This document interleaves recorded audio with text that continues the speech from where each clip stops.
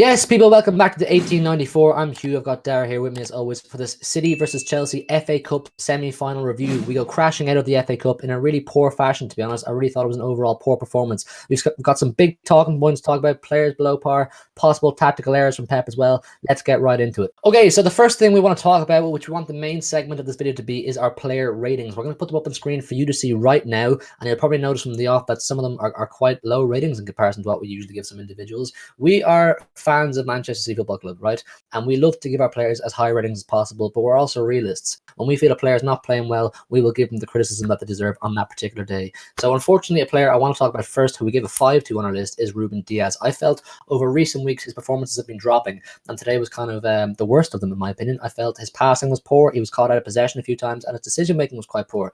So we gave him a 5, like you see on screen. Dara, what did you think of Ruben Diaz today? Yeah, just before I say that, we are City fans, and I still think we've been quite generous on some of these ratings as we'll get into. I'll mention which ones are which, but Diaz is poor today. You know, he is, like you said, his passing was poor. He was out of position for the goal, let the ball run past him. Even for the one that CH got through and missed, he completely missed the ball because he keeps making those City slide tackles that he misses. It's really poor, but the way that I'm looking at it is he doesn't deserve as much criticism as the other boys because he's been consistently solid for the whole season. Whereas some of the other people are thought that haven't been, and it shouldn't make a difference, but in my eyes it does. But he was poor, he's very poor today.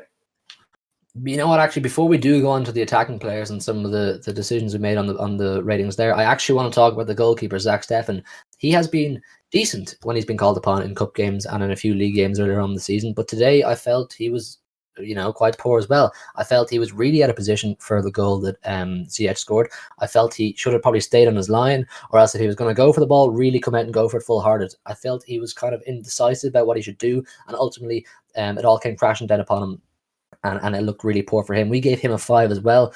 I thought his passing game was poor as well. I thought there was a few occasions where if Ederson had the ball at his foot, he would have been able to pick out someone definitely better than Steffen did. I felt Steffen on occasion was just lumping the ball off the pitch for the sake of it, and it was really Route 1 football, which is something we don't usually play.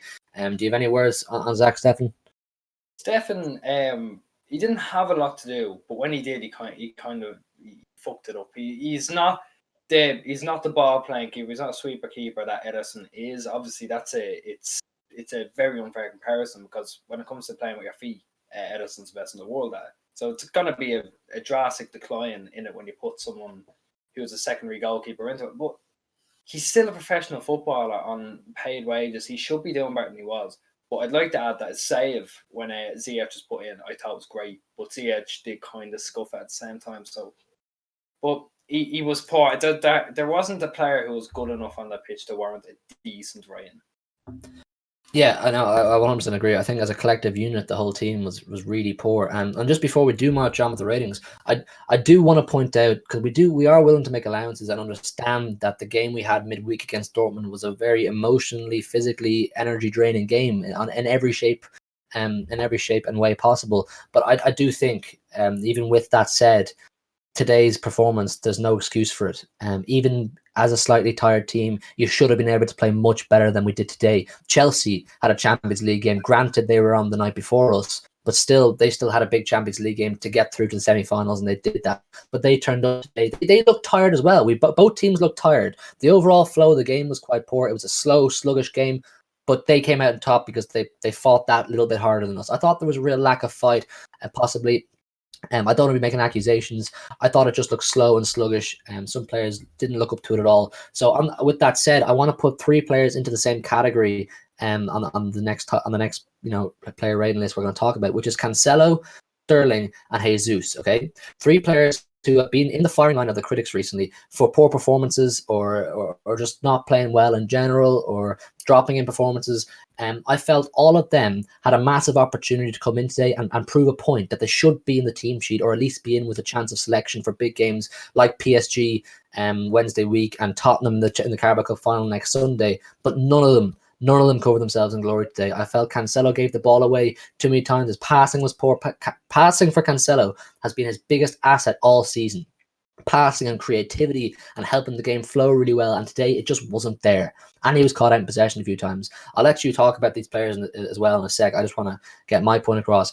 Sterling today was possibly, I know I'm in the height of emotions right now because the game is just ended. We're recording this literally after the final whistle, but I thought that was possibly his worst game in a Manchester City shirt.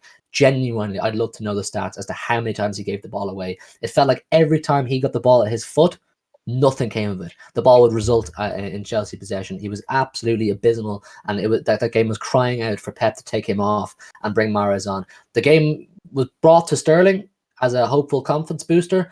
Didn't happen. He didn't make it happen. He didn't show enough energy, enough fight, creativity. There was nothing there from him. And same with Jesus. It's the same story every week with Jesus when he doesn't play well. We say the exact same things. Holding onto the ball too long, poor decision making, shooting when he doesn't need to. I think just overall from the three of them, I was extremely disappointed because they're three players that we will have to play in big games in a few weeks' time. I know I'm rambling on a bit here, but do you want to give me your synopsis on that? Sterling and Jesus should not be in any important games for the rest of the season. They haven't shown anything this season which proves to me they're good enough. I'm sick of saying the same thing over and over again. Sterling, like I said, every single time he got the ball, he gave it away. But this is the thing now. De Bruyne went down injured. If he goes down injured, we have to play a fucking striker. And it's going to end up being Jesus. It's going to end up being either Jesus or Sterling. And I don't want that. They're not good enough. They're not good enough to be a striker for City. They're not good enough to even play for City at the minute. Both of them are out of form. I understand they're confidence players. But they've been awful. There's no excuses for the way they've been playing. Like they have good service around them. It's the same as Leeds. We played them against Leeds. They're anonymous. They're anonymous today. Constantly giving the ball away. It's just not good enough. And if we're going into the Champions League, or if we're going into that cup final and the Champions League with Gabriel Jesus sitting in front, simple as everything's coming through the midfield. We don't have a striker. We don't have a good enough striker at the minute. Aguero's made a cheese, and Jesus can't finish a ball. It's not good enough. It doesn't bode well for the rest of the season if we have to play that. Yeah, absolutely. All three of them, to a man, all three of those were absolutely crap today. Honestly, I hate saying that. I hate saying that about players. I really do, because I love to back the players even when they're down and out, but it's gone on for too long now, in my opinion. Torres, we give a 4-2. He's not in the same category for me as Jesus, Sterling, Cancelo, in the sense that he doesn't get as much football as them. So for him to come in and be expected to make an impact is a bit harsh. But in terms of what he did offer today to the overall contribution of the game was pretty well nothing. I genuinely, I'm not sitting here just to criticize players unnecessarily. I'm speaking essentially from the heart here, and I'm telling you what I saw. The guy was absolutely anonymous today. He wasn't getting involved, at least in the small favor of Jesus and Sterling. They were both dropping into the middle of the park to try and receive ball, which wasn't there, and then they were getting caught out in possession. So it was just a whole combination of errors, and I think you have to put that slightly down to Pep's formation decision today. He went with a double pivot. We all know the double pivot too well from last season. It didn't work last season, and it didn't work today. So I don't know why that's still even in his book of possible formations to use in the game day. It slowed the whole game down. We were overrun in midfield. We had no midfield. The game was crying out for someone like Foden, Gundo, Bernardo to come on much earlier than they did. They came on and they started to make things happen. Foden was starting to get into the flow, and if the game was a bit longer, maybe he would have got himself a goal or made something happen. But for the general portion of the game, we were overrun in midfield, which is why we subjected ourselves to absolutely wave after wave of Chelsea attack and gave ourselves no chance of creating anything going forward. But I want to get back onto that double pivot and the formation error, in my opinion, from Pep Guardiola.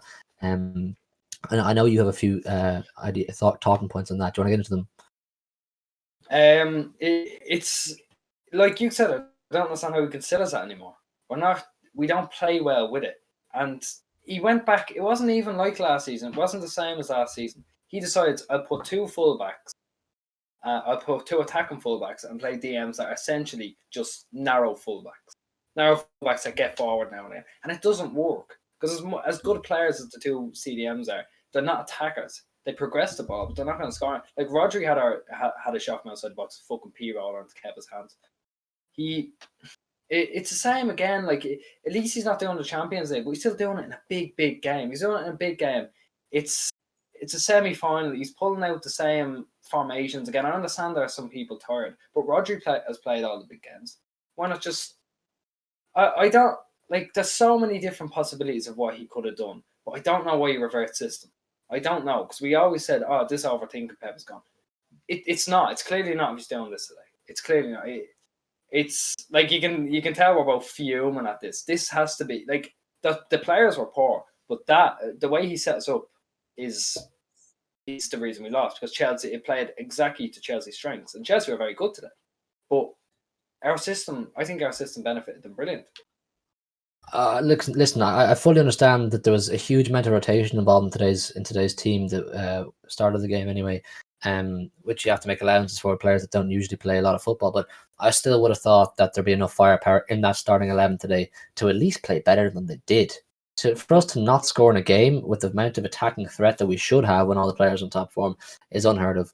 But that's our player ratings anyway. Let us know if you would change anything. I'm sure everyone's got different ideas of what the player rating should be, but we're harsh critics when players aren't playing well, but we're also massive praisers when players are playing well. Okay, so I'm sure you've realised now that it's sunk in with you, rather, that the quadruple dream is over. You almost feel silly for thinking it was a possibility, because it's such a huge weight to carry on the shoulders, the possibility of winning 4 trophies in one season. But I did feel there was a part of me that there was a slip up along the way, and today was it. And I'd rather we slip up today than against Villa midweek or against PSG the following week. And we're in the Carabao Cup final, and if you're in a final, you may as well go balls to the wall and try to win that. How do you feel we go on from here? How do you feel we recuperate from here? I mean, we've got it's 4 days until Villa Wednesday. We have a chance now to put out a decent team against Villa and get a result. They're missing Grealish. I'm pretty sure Trezeguet is after doing his ACL or something. So they're coming in weakened. We have to take advantage of we have to take advantage of what is a bruised Aston Villa team. We should be like, this should be the game to put our confidence back on track for PSG, for Tottenham. It's this next game is crucial. Like, we don't want to, it hasn't actually fully sank in with me how crucial this thing. Yeah, exactly. We lose this. We lose this, and everything will fall apart. Sorry. Yeah, no, absolutely. I'd much rather slip up today, like I said, than against Villa midweek. If Man United beat Burnley tomorrow in Old Trafford, which I would expect them to, even though the recent history doesn't stack in their favour, they're only 8 points behind us, and there's enough games for them to catch us. If we keep slipping up and we let this bad form, or domestic bad form anyway, Leeds and Chelsea get into our heads and we keep slipping up, we could easily not win the Premier League. So Pep needs to ensure these players have their heads screwed on, get back into what they were doing well, get back to basics, get back to what was working for us, and march on, because I'd like to think that we could beat Villa, beat Spurs, and go into that PSG tie with the most confidence possible. But listen, we'll do a preview, and we'll do some content around the Villa game. We'll do a watch along for that as well. And we're just crossing our fingers at this stage that we can get back on track, and we believe we can. We believe we can 100%. We have the players, we have the manager. We're a really good team, and we are where we are for a reason. So today is just a blip, hopefully, and we will improve. But anyway, leave a like on the video if you did enjoy it. Subscribe if you're new. We just hit 180 subscribers during today's watch along, so we really appreciate that support, and it means the world to us. We're trying to hit 200 subscribers by the end of the season, maybe. Also, if you want to join our Discord, the name's floating below, Dara. You can get your name there if you want. There's a link right down below there in the description. Click on that, free to join. We chat about City and football all day, every day. Some really cool people in there. Do that if that takes your fancy. We'll see you for the Villa preview and, of course, the Villa watch along on Wednesday. Peace.